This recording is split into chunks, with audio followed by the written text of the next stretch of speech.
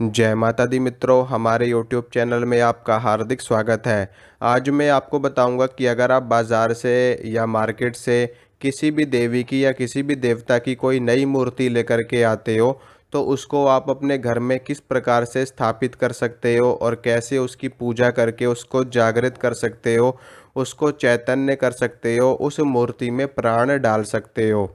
सबसे पहले तो मैं आपको ये बता दूं कि जब भी आप कोई मूर्ति लेकर के आते हो, जैसे कि कोई पीतल की मूर्ति लेकर के आता है, कोई चांदी की लेकर के आता है, कोई अष्टधातु की लेकर के आता है, तो कोई मिट्टी की लाता है, तो कोई कैसी लाता है, कोई कैसी लाता है। सबकी अपनी अपनी अपनी अपनी इच्छा होती है, अपनी अपनी मान्यता होती है।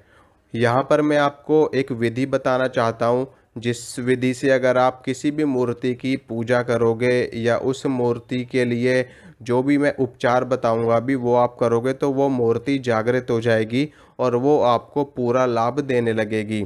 सबसे पहले आपको क्या करना है कि अगर आप कोई भी मूर्ति लेकर के आते हो, मान लो अगर आप पीतल की मूर्ति लेकर के आते हो मार्केट से, तो सबसे पहले उस मूर्ति को जब भी आप अपने घर में लाओगे, तो अपने घर में जब आप उस मूर्ति को लेकर के एंट्री करोगे, तो सबसे पहले उस मूर्ति को आपको किसी भी पात्र में रखना है। किसी भी पात्र में बड़ा सा पात्र आपको ले लेना है। उस पात्र में आपको मूर्ति को रखना है। मूर्ति को सबसे पहले शुद्ध जल में थोड़ा सा शुद्ध जल आपको लेना है, उसमें थोड़ा सा गंगा जल मिलाना है, उससे आपको मूर्ति को स्नान करवाना है। मूर्ति को स्नान करवाने के बाद में उस मूर्ति को आप गाय के कच्चे दूध से स्नान करवा सकते हो, नहीं तो आप पंचामृत से उस मूर्ति को स्नान करवाना है।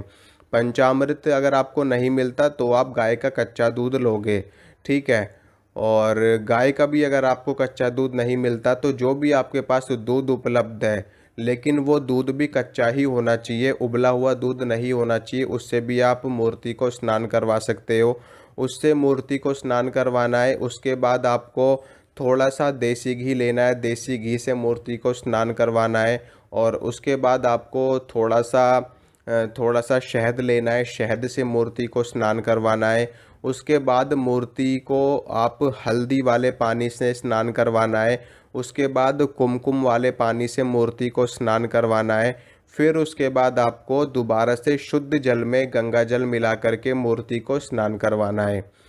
स्नान करवाने के बाद में मूर्ति को तिलक लगाना है, मूर्ति को पुष्प अर्पित करने हैं और मूर्ति को वस्त्र इत्यादि आपको पहनाने हैं। अगर देवी की प्रतिमा है तो देवी को वस्त्र इत्यादि आपको पहनाने हैं। उनका जो भी चोला आपने लिया है उनकी मूर्ति के साइज़ का, वो उनको पहनाना है और उनके सामने देसी घी का दीपक जलाना है और धूप बत्ती अगरबत्ती इत्यादि जलानी है। और जो भी प्रसाद आप लेकर के आए हो उस प्रसाद को देवी की प्रतिमा पे अर्पित करना है आपको, ठीक है। प्रसाद में आपको बाज़ार से आप 5 प्रकार की मिठाई ला सकते हो, 7 प्रकार की मिठाई ला सकते हो, बूंदी के लड्डू ला सकते हो, या जो भी प्रसाद आपके पास उपलब्ध है, जो भी आपकी इच्छा हो, जो भी आपका सामर्थ्य हो, उसके हिसाब से प्रसाद ला करके देव प्रतिमा पे, देवी की प्रतिमा पे आपको अर्पित करना है प्रसाद।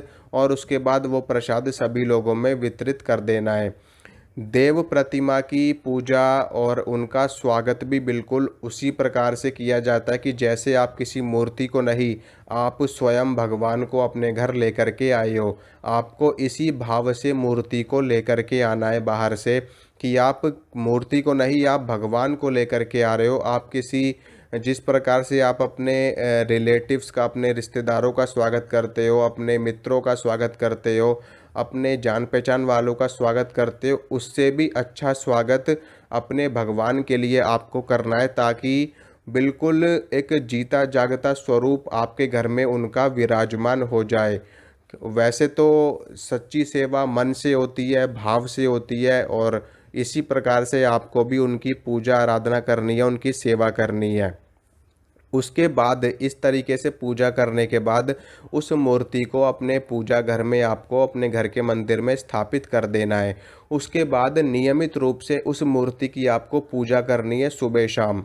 सुबह शाम उनके सामने देसी घी का दीपक जलाओ, धूप बत्ती जलाओ और उसके बाद उनकी आरती करो, उनको तिलक लगाओ। इस तरीके से अगर आप नियमित रूप से उनकी पूजा करने लगोगे तो कुछ दिनों के बाद आपकी मूर्ति पूरी तरह से जागृत हो जाएगी और बिल्कुल वो मूर्ति ऐसे रिएक्ट करेगी जैसे कि स्वयं भगवान विराजमान है, स्वयं माँ भगवती विराजमान है और साक्षात उनका स्वरूप वहाँ पर विद्यमान है।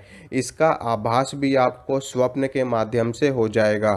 वो माँ भगवती की मूर्ति, वो देव प्रतिमा स्वयं अपना साक्षात्कार आपको स्वप्न के माध्यम से करवा देगी या फिर किसी भी माध्यम से आपको करवाने लगेंगी।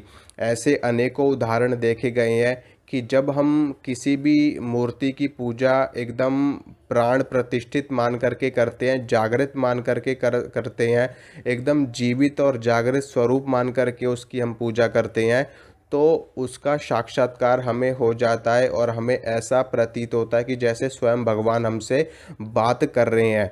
तो इसी तरीके से सच्चे मन से, सच्चे भाव से मूर्ति की पूजा करनी है। मूर्ति को मूर्ति नहीं मानना, आपको उसको देवी मानना है या देवता मानना है या जो भी आपके इष्ट देव हैं उनका साक्षात स्वरूप मान करके उनकी सेवा आपको करनी है। और फिर देखना कैसे आपके जीवन में चमत्कार होते हैं, कैसे आपका जीवन बदलता है और आपके कैसे सारे कार्य सिद्ध होते हैं।